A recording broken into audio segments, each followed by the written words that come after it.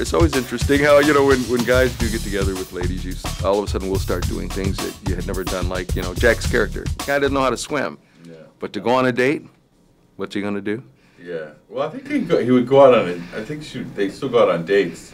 It's more the fact that she wants to go on a boat ride. She wants to, like, you know, row, go on a row, you know, kind of row a boat together, and he realizes, oh, that's something to do that we could do, and so it's more about miscommunication in the moment, you know, that's really what this is all about. Is that I don't even think that he would be compelled to do that if when she said it, he felt the need to agree with her, because I think he was so taken by her.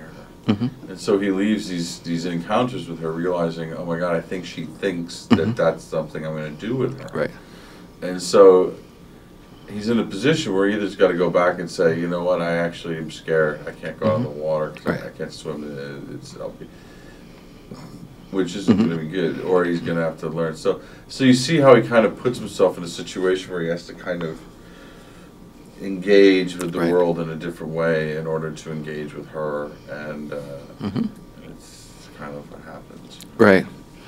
And then, you know, as time goes on, their relationship begins to go, you know, nicen up. But then on your side, with you and your wife, things begin to take a little bit of a turn. Right. Yeah.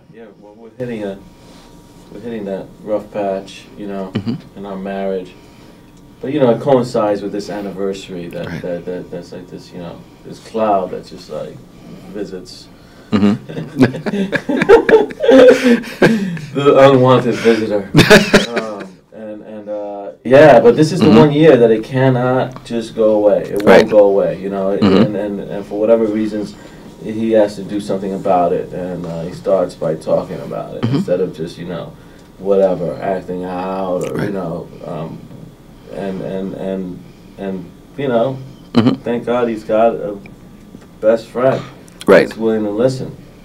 But I think that's something that all the characters share, you know, in different ways. You know, is that they're at a place in their lives where they, you know, it's just not gonna happen again the way it's been happening for the past whatever years. You know, something needs to change. Right. And you put that all together, and it's all like, you know, together with each other, and it's a really interesting kind of crazy dynamic that works really well. You know? Now, you guys also started out, I mean, in the play together, and you're the executive producer of the movie. What was it like just transforming it from the play onto film? I mean, the short answer is that it was easy, and I say easy, you know, because it was organic. You know, it was kind of seamless. You know, we never felt like, okay, now we're about to do this, and I feel sorry for letting go of that. You know, it was like a real journey of working on a story that we all loved working on, and with people that we love working on. And it never felt like work. It never felt hard. You know, obviously it was, and it's, you know, but that part of it didn't get you down and get you depressed. It actually inspired us, and it actually made us, you know, want to come work the next morning. And then also for you, I mean, as far as work, directorial debut, how was that for you? Great. It was really good. I had a lot of fun. I had a lot of fun. All right. Yeah, you ready to do it again? Yeah, I would do it again. All right. Well, sounds only good. if I'm in it. Only if you're in it. Great. And now in the movie, you guys are very close friends, and your character isn't dating at the time in the beginning, but you and your husband have this great friend you want to introduce her to. Yeah. It's always fabulous when friends want to introduce somebody, don't you think? Sure. I think it's like our pet project to hook Jack up with Connie. You know, it's a great way to get him to change his routine. You know, as I say, Jack's got the limo job and us as friends, and that's it.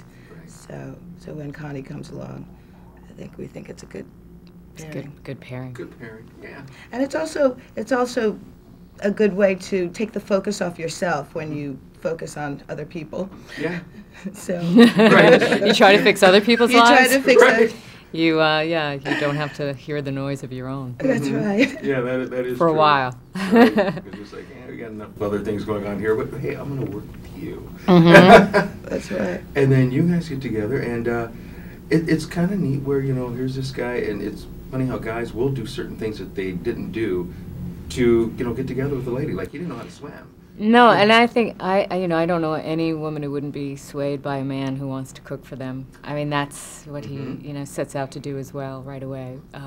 So it's very romantic. It's a very romantic film in an odd way, kind of an offbeat way.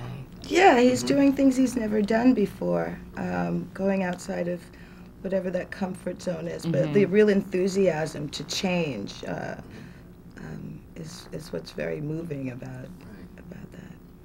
And then it's kind of funny because, like I said, in your relationship with him, it's starting to go, up and up and up, slowly but surely. But then on your side with you and your husband, it kind of That's why I said it's really good to focus on other people. Yes, our trajectory is completely different. Right. Years later. Then just have to ask you both. Of course, this is Philip's first directorial debut. What was it like working with him? He's It's all right. This will be on his resume tape. I